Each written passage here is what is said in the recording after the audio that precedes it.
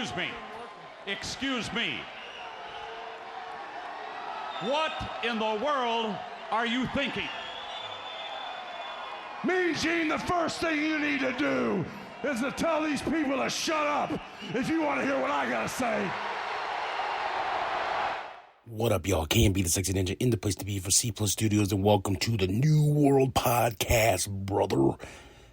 And it's the holiday edition, special, a Merry Christmas, if you will, of a Monday Night Raw in Iowa, home of the Seth freaking Rollins, dude. This Raw was fucking phenomenal from top to bottom. We started off with the Street Profits versus Judgment Day.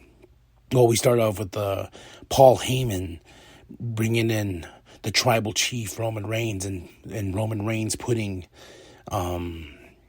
Raw on notice, saying the Bloodline's here and they're sending a message to Kevin Owens, because this is Kevin Owens' show.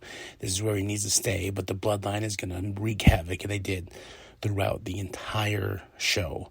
So we had Street Profits versus Judgment Day with Akira Tozawa, and the Street Profits beat Judgment Day. Then we had Akira Tozawa versus Rhea Ripley. That was fun. Like, every match in the show, I was like, yeah, baby. Let's just, wow. He just keeps going. OC versus Alpha Academy. The OC were the winners, man. And the Mat Master, Mr. Otis, my spirit animal, always. This match right here, though, I want to talk. The Miz versus Dexter Lumis. This was chaotic, beyond chaotic, man. And it was like double the money. The Miz won, but the biggest takeaway from this is Bronson Reed. I'm just wondering if we're just going to attach all these ex-NXT guys to Miz now, because now Bronson Reed apparently is now with the Miz and helped him beat Lumis.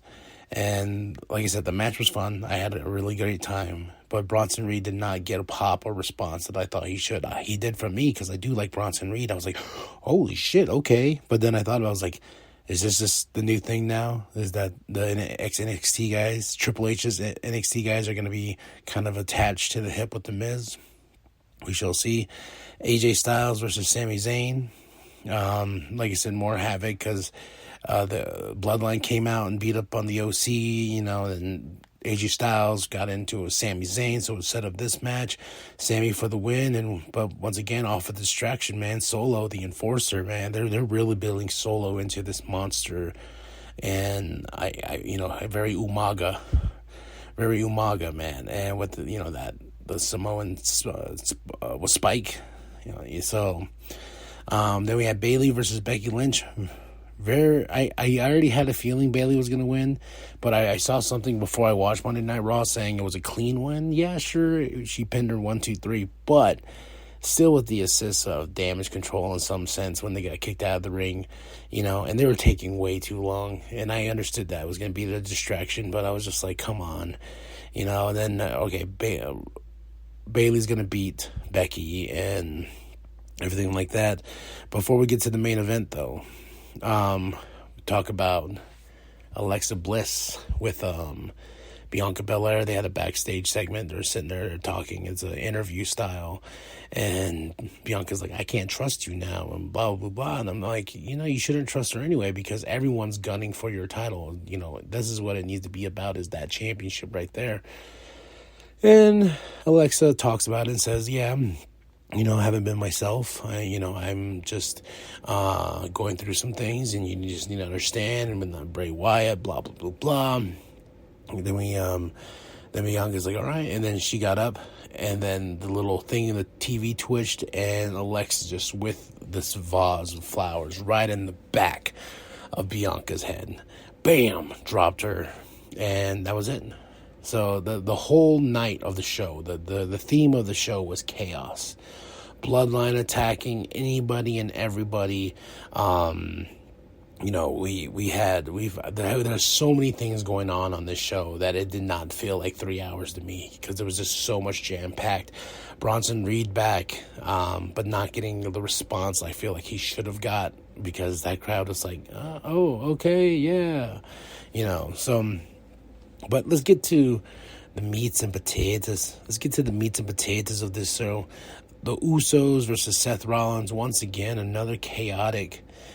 Seth Rollins and Kevin Owens, another chaotic finish of a match. But Owens standing tall, foreshadowing, I'm telling you, the future of who's going to dethrone Roman Reigns is going to be Kevin Owens.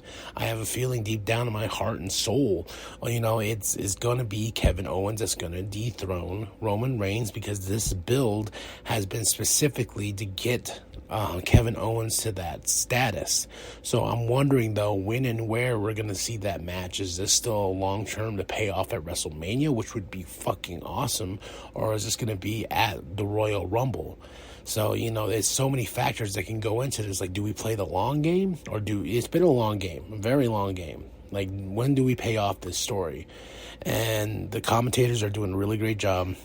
You had Solo come back out to try to help, and then you had the OC coming for the save and help with that. Then Seth Rollins gets knocked out by Austin Theory with the title. Everything looks gloomy and doomy and gloomy for beforehand, Jay was curb stomped, so it was just Jimmy and Kevin Owens in the ring, back and forth. Great match, man. This match was it was phenomenal in all the sense of stealing that from AJ Styles. It was just really, really, really fun. And my boy Kevin KO, boom, got it. 1, 2, 3. Then in 2 weeks from now before I go off too much of the rail, talking about in 2 weeks, we got Seth Rollins versus I can't think of his name. Austin Theory. Wow. I'm blanking, man. I'm still over this hump of getting sick and shit like that. But great promo between those two. Austin Theory, I felt, brought it to a certain level, but of course Seth Rollins brought it even more.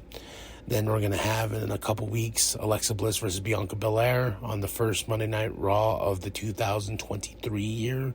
So much. Also, John Cena and Kevin Owens versus Roman Reigns and Sami Zayn in 2 weeks. You know, because I feel like a lot of the stuff that's going to be on this week's show for SmackDown is all going to be already, pre-taped. So they already had the set up for Raw. So I'm guessing a lot of that was shot. A lot of stuff was shot that night. Then they're going to fill in the narrative in between here and there. So, yeah. But great show. Fun. I had a really good time, man. This was probably one of the best Raws I've seen in a very, very long time. I give it a 5. I give it a 5 out of 5, or my daughter says 10 out of 10, man. I give the show a solid 5 because I had fun from top to bottom to top, side to side, swishy, swashy, swoosh, you know. So tell me what you thought of the show. Drop those comments below. After that, like and subscribe, and share with your grandma, share with your grandpa, share with the bum down at Walmart. I am KMB, the Sexy Ninja, and as always, the New World Podcast is for life. Interfered in my business a little too much, so now it's time we return the favor and showcase the resources that we have, the juice that we've got, because we're not going anywhere.